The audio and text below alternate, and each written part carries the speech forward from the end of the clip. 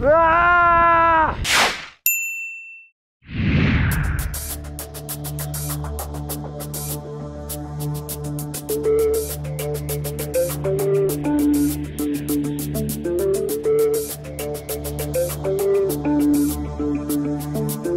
Matty and I are flying through the Himalayas en route to the most dangerous airport in the world. It's from here where we will be starting our trek to the base of Mount Everest.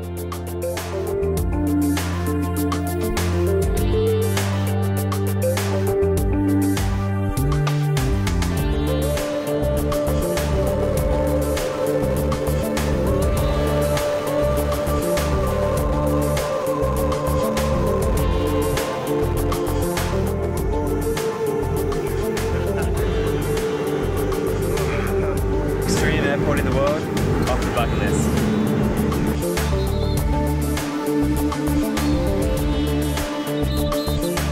Ah! We're in Lukla, baby!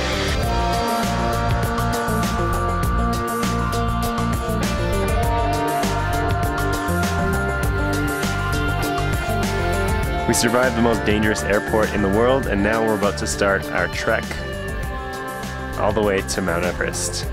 We've got about 8 days before we make it there, and then another 4 days to come back.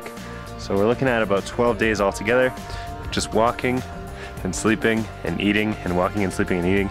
This is seriously going to be extremely, extremely difficult.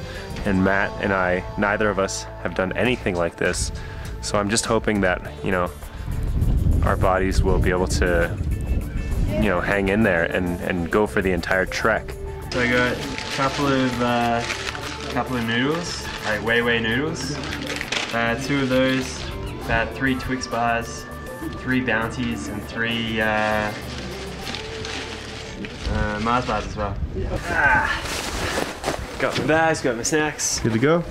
Along the trek to base camp, Nepali police have set up check-in zones. It's their way of monitoring where we are in case we get lost or go missing. We're going to be trekking with Ram, a local who knows the Himalayas like the back of his hand. He estimates that he's hiked to base camp over 200 times, which is reassuring for us because without him, who knows where we'd end up.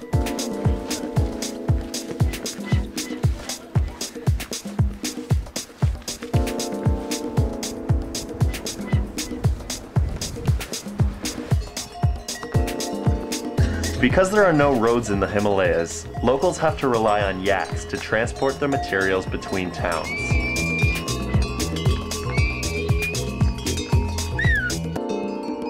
It's the end of day 1 on our trek to the Everest base camp, and it was really difficult today. Tomorrow we have a really difficult trek. Probably anywhere between 4 and 7 hours of walking. Got a warm sleeping bag and lots of blankets, so hopefully I'll be able to keep warm before we head out on the road again tomorrow. Anything to say? See you tomorrow.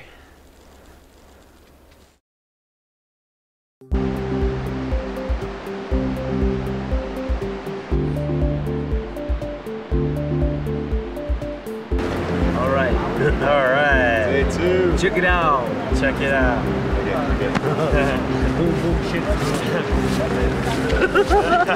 It's day 2 of our hike. This was originally supposed to be the most difficult part of our hike, but we ended up changing our schedule a little bit, and we're breaking today into 2 different days. That way we'll be better acclimatized to the height, and it won't be so strenuous of a hike for us.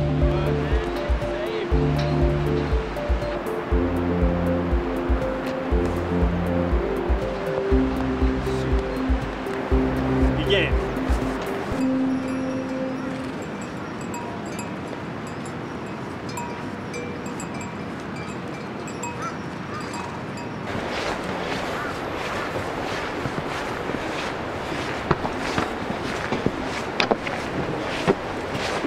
I'm actually starting to get the first signs of altitude sickness.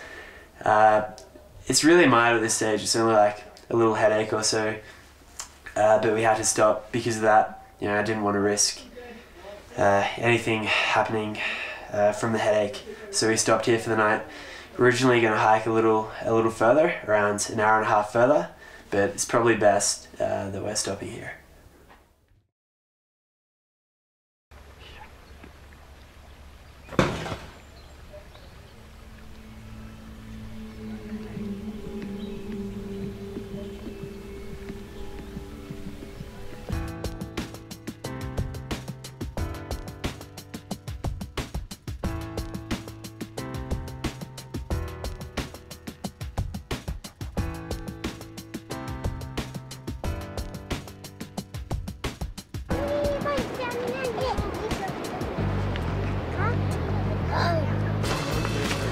Boom, boom, shake the room. All right, check it out. That's a great time. We're in Everest, bro. All right, bye-bye, buddy.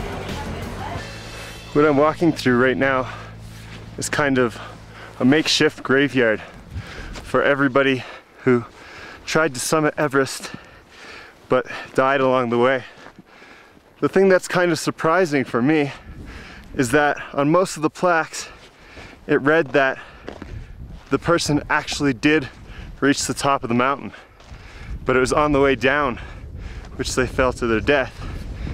And it's kind of, you know, kind of sad because they did make it to the top. It was just making it down that is apparently the hardest part. I'm just walking around looking for some Canadians. There's one in particular, his name is Blair and I don't remember his last name, but he was part of the 1982 summit in which a bunch of Canadians went to climb Mount Everest, and eventually a couple of them did, but this one in particular, Blair, who was very popular amongst the entire country, he died during an avalanche. So I'm just trying to look for his now. I think I'm on the right path because this is him. Oh, this is him. Blair Griffiths, Vancouver, Canada, September 2nd, 1982, Mount Everest. This was the guy who died during the 1982 summit in which all the Canadians tried to make it to the top of the mountain. So it's sad. It's sad to see, you know, someone from my own country was taken here.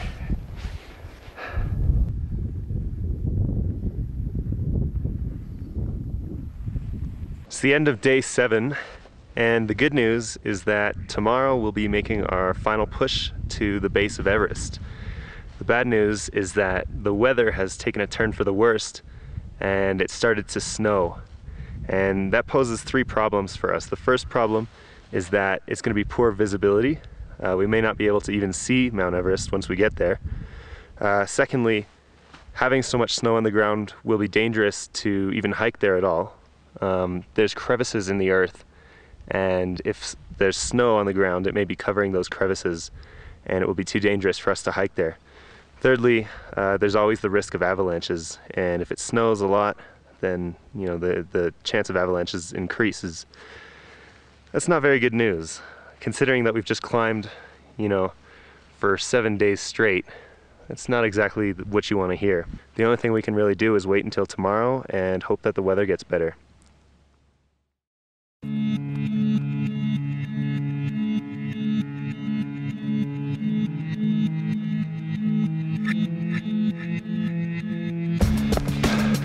It's the beginning of day 8 today, and our guide has given us the clearance to walk, which is great news because we weren't sure of it.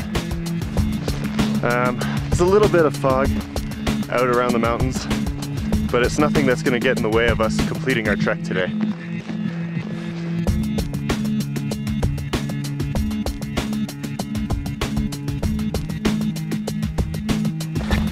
We're about 10 minutes out from the base camp. We can see it right now, which is awesome because it marks the end of our crazy hike. After 8 days of trekking, 6 hours a day, eating shitty food, sleeping in shitty accommodation, we finally made it to base camp. Thank God. High five. We did it.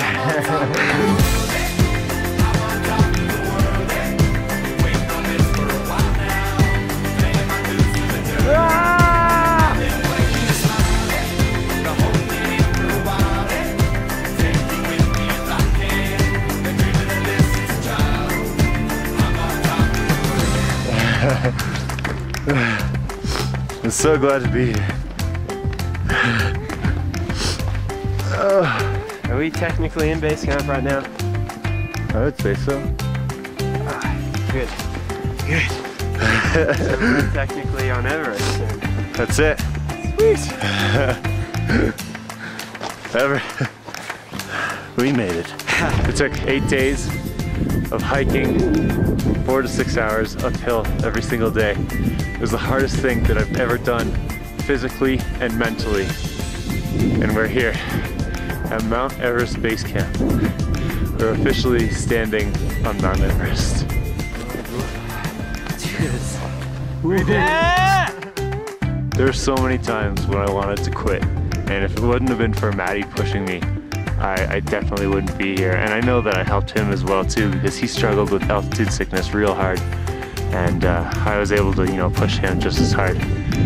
We worked as a team, and if it wouldn't have been for both of us pushing each other, we wouldn't be here right now. By some miracle, Ram phone has service at the base camp of Mount Everest. I'm just gonna try and call my dad. There's no finish line. There's no one here to high-five you once you get here. You just go until you're ready to stop. It's ringing, man. Hi, Dad. I'm sorry to wake you up, but I'm calling you from the base of the tallest mountain in the world. We made it. For some people, this is just the beginning. You know, they have a whole mountain that they're gonna climb. But for us, and for me, this is my finish line. Making it to the base of Mount Everest is something that I never ever would have thought I would ever do. And it's the most amazing feeling. There's only one thing left to do. Let's sign a rock and then head back to the bottom. Oh, shit.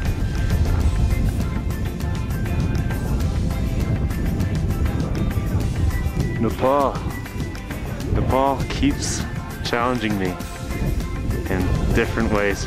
Every country challenges me in different ways. These past couple of months in Asia have really been life-changing, but I'm excited to head back to Australia to explore more of that massive country.